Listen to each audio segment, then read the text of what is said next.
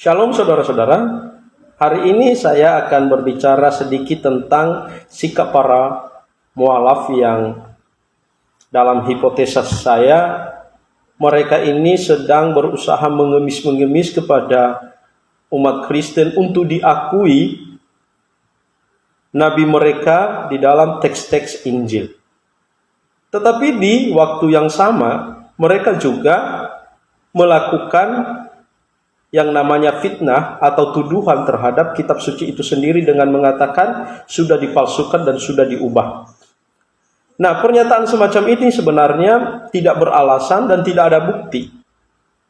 Ini merupakan hanya narasi yang dibangun supaya seolah-olah narasi itu ada dan lama-kelamaan dianggap sebagai kebenaran. Dan ini ya sebenarnya yang sedang terjadi di kalangan para mualaf yang tidak move on terhadap keyakinan sebelumnya. Karena kenapa?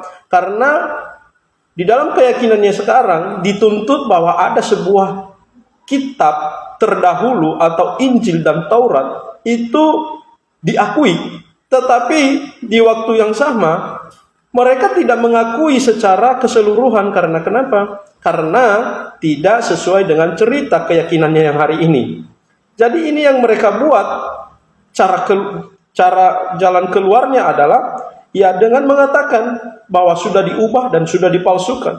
Dan walaupun hal itu tidak terbukti.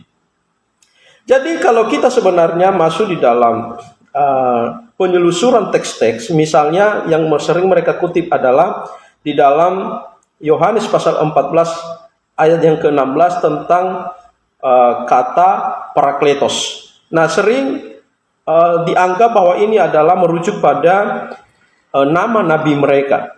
Dan orang-orang yang sering melakukan itu adalah seperti Ustadz Kainama, seperti Jonathan Nandar, seperti Doditan, seperti Irene Handoyo. Nah, kenapa mereka begitu memaksakan sebenarnya hal ini? Karena di dalam teks-teks Alkitab itu ada kemiripan atau istilahnya ada kesamaan lafal. Tetapi di dalam Yohanes pasal 14 ayat yang ke-16 pun itu jauh sekali kalau kita lihat lafalnya, karena mereka menganggap bahwa parakletos itu merujuk kepada nabi mereka yang disebut dengan perikletos.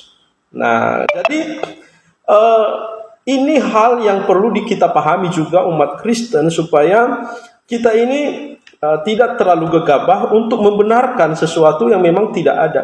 Bagaimana kita bisa mengubah yang seperti yang mereka katakan? Padahal kita tidak tahu, bahkan Alkitab tidak pernah menceritakan tentang itu. Boro-boro kita menolak hal itu. Bahkan untuk sampai berpikiran ada nama itu di dalam Alkitab, kita tidak pernah berpikiran seperti itu. Bagaimanakah kita ada upaya untuk menolak arti itu yang seperti yang mereka katakan?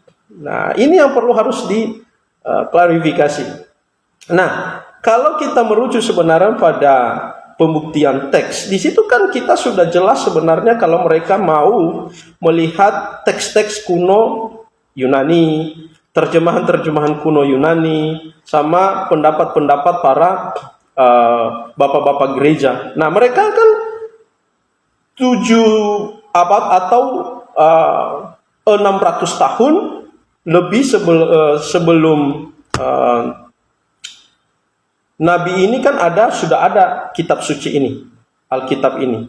Jadi kalau kita mau telusuri, ya tidak ada sama sekali teks itu yang berbicara tentang itu dan pendapat-pendapat para bapak-bapak gereja.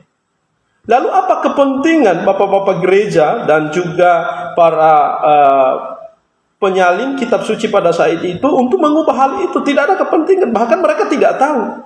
Bahkan mereka tidak paham apakah nanti itu ada atau tidak. Jadi perlu kita juga kritis dalam hal ini. Tuhan memberkatimu.